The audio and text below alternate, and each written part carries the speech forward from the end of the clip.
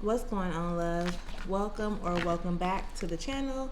Welcome to your collective message of the day. For those of you all who are new here, my name is Shawnee and this is Melanated Mindfulness Tarot. I typically upload collective messages for us all throughout the week. I do plan on getting back into uploading the collective messages for each zodiac sign and also getting into the collective conversations that I be talking about. So if you are interested in, gaining clarity, confirmation, assistance with your transformation and healing when it comes to the things that may be going on around you in or at this time, make sure that you subscribe to the channel so that you will not miss out on the gems, the tips, the advice, the guidance, and things of that nature, okay?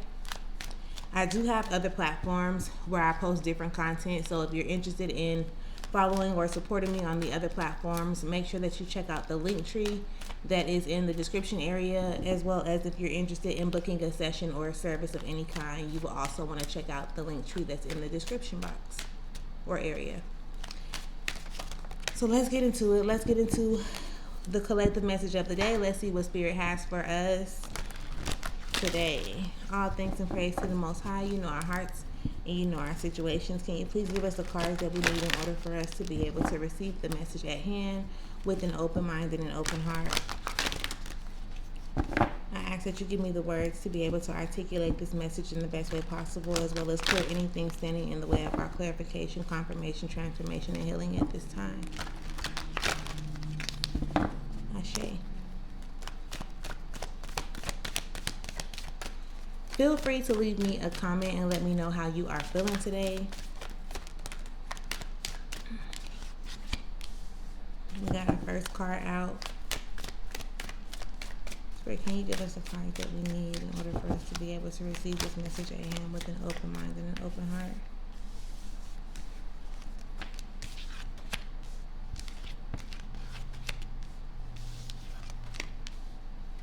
Okay. So, let's see if we get anything else. Alright. And we'll take these ones right here. Alright, so underneath it all right now, there is the Five of Cups.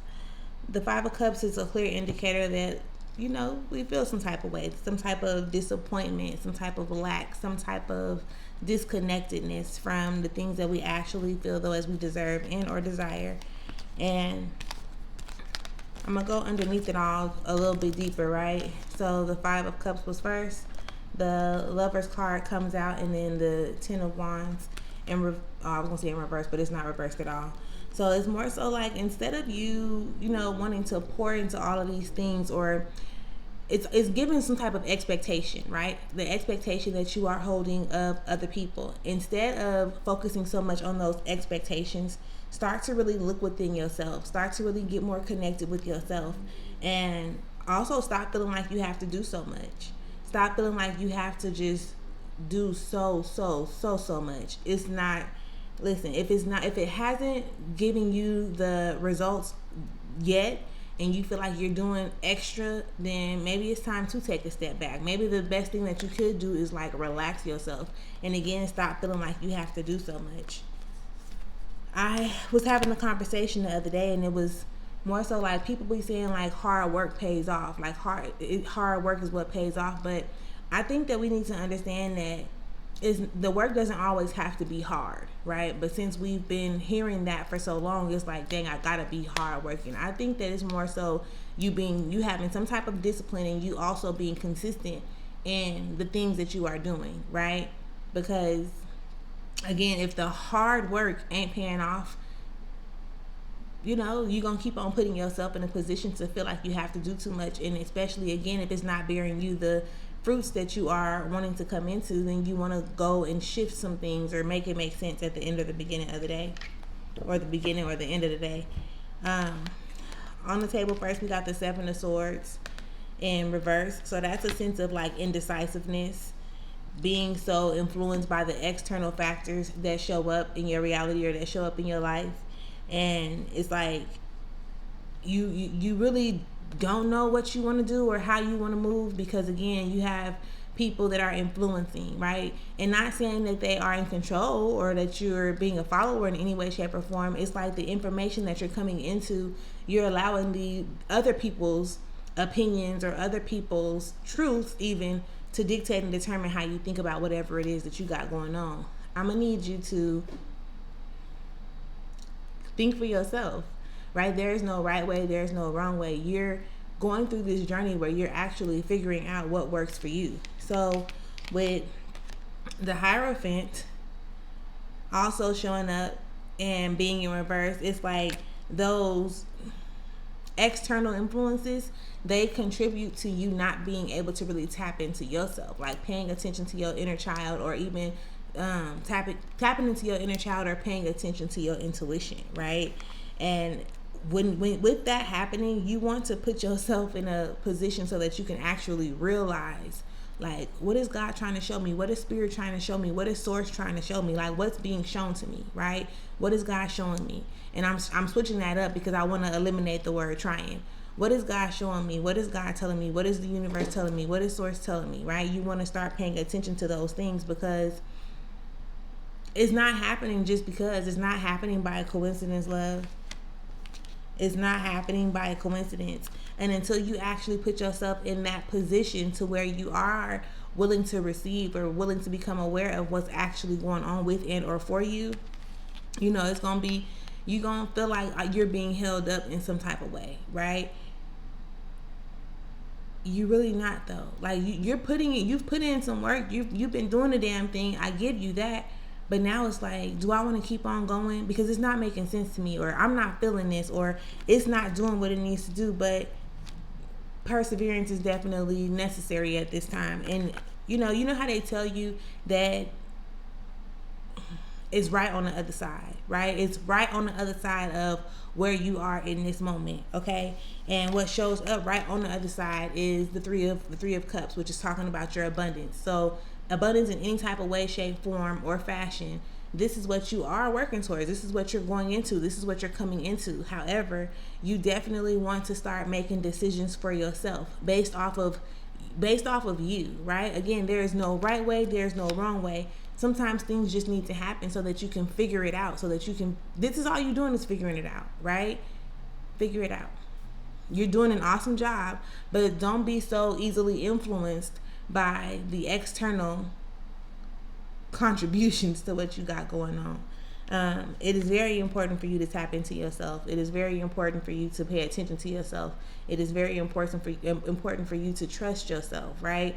Allow whatever needs to transform, whatever transformation needs to happen, allow the transformation to happen. There are some old things that need to go away, some things that need to die away, right?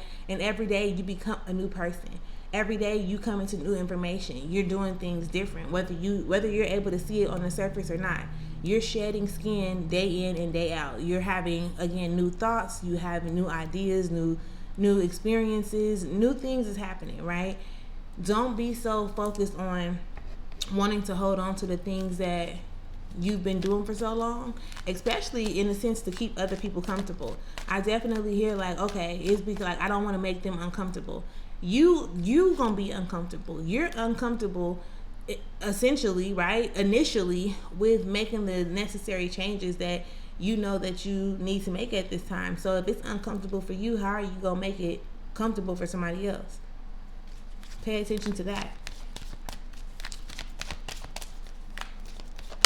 We always be wanting to, I guess again, make the situation better for other people, and put ourselves in a position to have to go through the most in the process of doing that.